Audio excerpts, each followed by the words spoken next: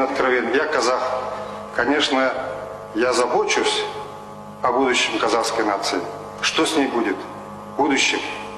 Она останется нацией, она будет иметь будущее только вместе с Россией.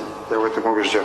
Экономически выживем, а вот стратегически, политически, на далекое будущее, ради наших детей и внуков, да, мы состояться, казахи как нация, как казахское государство не может без единения с Россией, с русским народом.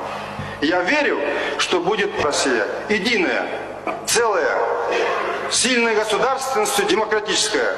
С этой Россией будет и Казахстан. Чтобы не допустить развала Союза и партии, мы предлагаем незамедлительно решить вопрос о суверенитете республик. Если новый союзный договор не будет принят в рамках нынешнего года, нам кажется, что судьба страны станет непредсказуемой. Нурсултан Назарбаев назвал пережитком Средневековья любые межгосударственные образования по национально-этническому признаку. Ну, вы знаете, Казахстан всегда стоял за сохранение Союза. Я бьюсь сейчас над тем, чтобы быстрее союзный договор подписать. Вот только приехали сейчас, вот это Новоогарева. Вот это 9 республик, это я инициативу проявлял постоянно. Не хотят другие подписывать, не надо.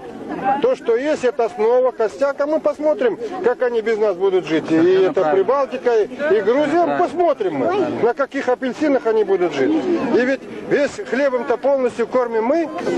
Создать государство Советский Союз мощным. А кто не хочет сюда Арканом тянуть, ни Прибалтику, ни Грузию, мы еще посмотрим. Потому что, значит, кто когда кто в мире признает кого, мы еще посмотрим. Казахстан своего слова не сказал. И Казахстан сейчас является организатором союзного государства, единения. Вот я этим